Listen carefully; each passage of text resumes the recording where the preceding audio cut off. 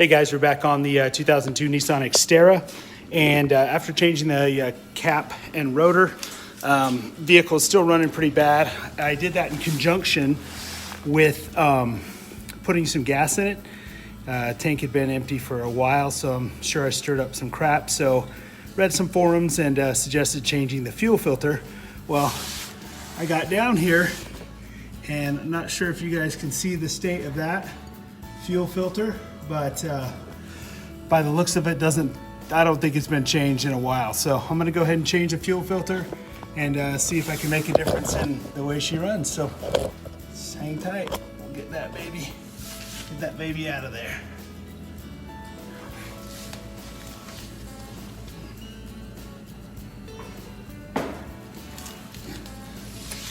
Now, if you're wondering, I did disconnect the fuel pump via the fuse box that was in the cab. Disconnected that first. Cranked the car over a few times to get some of the pressure out of the line. I'm hoping that that was enough. Just for safety, I am wearing my goggles today. I should probably wear them every time I work on a vehicle. I sometimes forget. But hopefully you guys can see that. See what I'm filming here. Just taking off the hoses to the fuel filter. So yeah, this thing is nasty, man. It's definitely been in there for a long time and probably hasn't been changed in, I don't know, years. So we'll get that changed and see if that's gonna help us to get rid of some of the stuttering and sputtering that she's doing.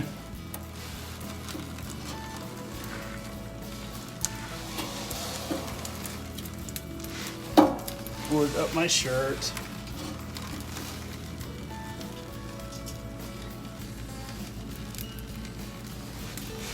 Suck.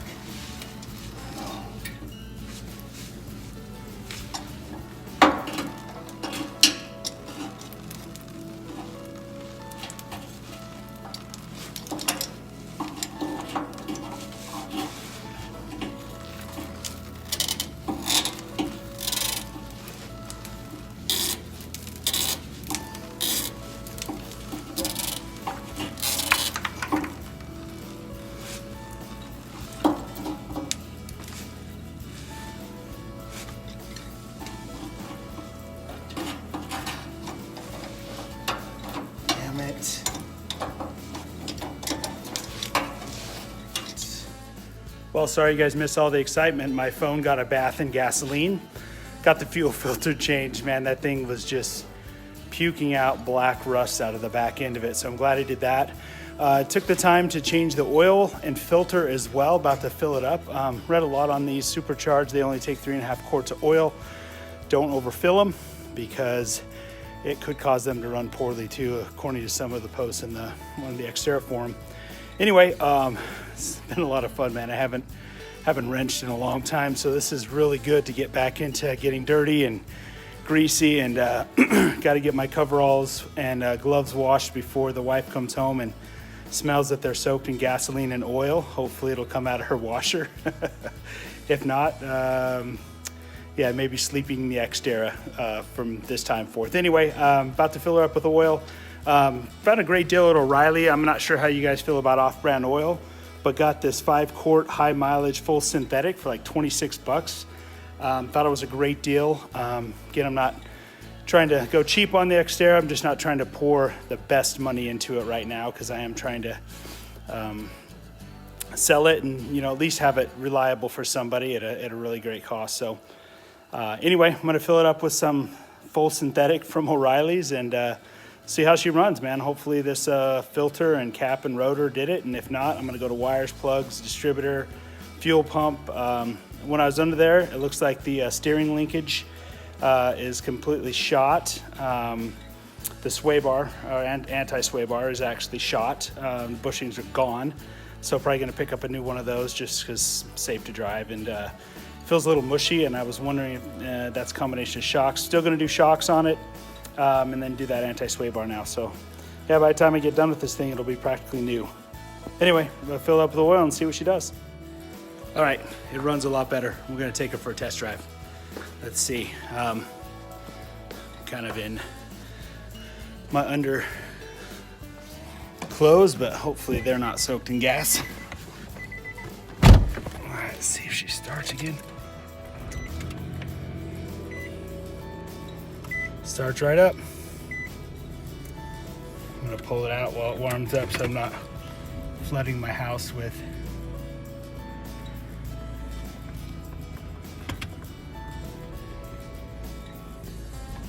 exhaust fumes. All right.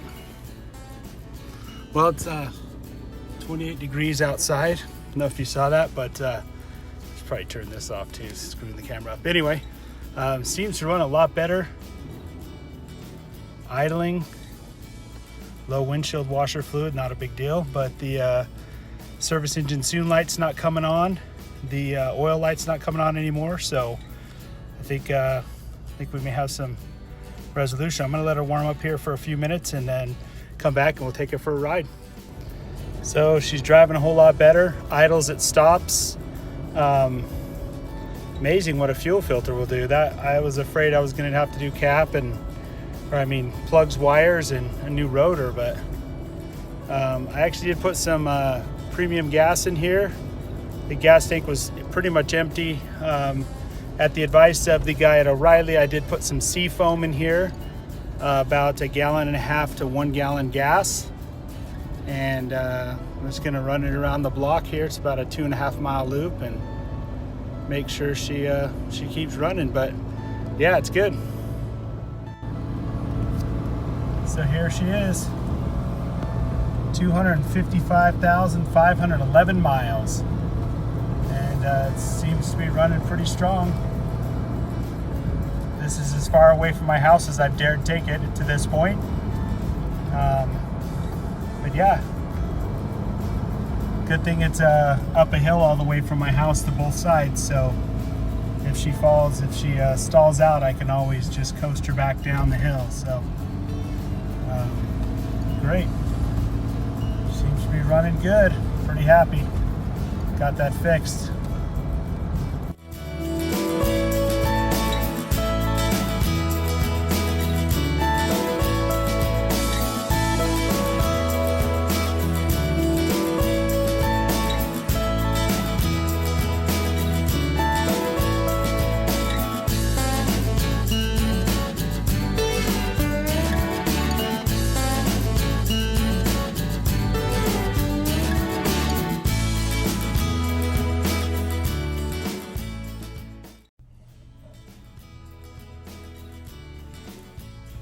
So we got the Xterra running really good. After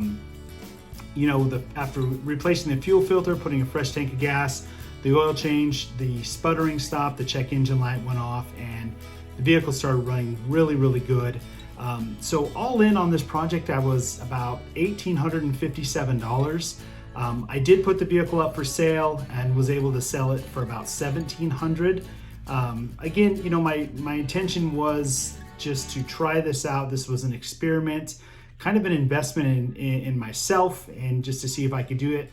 And I lost a little bit of money, a couple $100, which it happens sometimes, but the experience was great. It really taught me how to buy cars at Copart, kind of what to look for. One, never to buy a vehicle sight unseen. There's a very good reason I won that auction. Had very little competition on it. So really taught me going forward to look at cars, but I didn't really learn that lesson yet. So I'm gonna intro my next project here. Another vehicle, two vehicles actually, I bought sight unseen from the auction, and I'll be posting those videos and those experiences here soon. So anyway, thanks again for tuning in. If you want to, please subscribe. I've got a lot more content coming to the channel. I've got a few more builds waiting in the wings to do and to see what I can get done. So anyway, thanks again for watching, and have a great day. So my car has pretty much turned into a used car lot over the night. Picked up two cars today from Copart. As I told you, I got the 2012 Chevy Cruze right here. RS model. It's got some front end damage, not too bad. Looking into it, it's probably going to be a front bumper, and did see the intercooler was damaged a little bit, but it's got 112,000 miles. I've got it for 1,500 bucks, so you can kind of see some of the damage she sustained. It doesn't look like any frame damage. Probably the bumper support's going to have to be replaced. Found one of those at local used car parts place for 100 bucks. Bumper's 200 bucks on eBay painted to match this car. So going to get that ordered up pretty soon. Pretty excited. I need a commuter car. Again, I'm beating up my Colorado pretty bad. I've put about 30,000 miles on it in a little over a year. And I just want to keep it preserved. It's my one nice vehicle I own. There she is right there, Chevy Colorado. Ended up renting this tow dolly here from a guy local, 50 bucks a day to tow these cars. So thought it was a better deal than paying 300 for the tow truck per vehicle. So anyway, here's a quick walk around on the Volkswagen Beetle, 48,000 miles. She does have some front end damage like I showed you before, but you know, this car is impeccable, super clean. And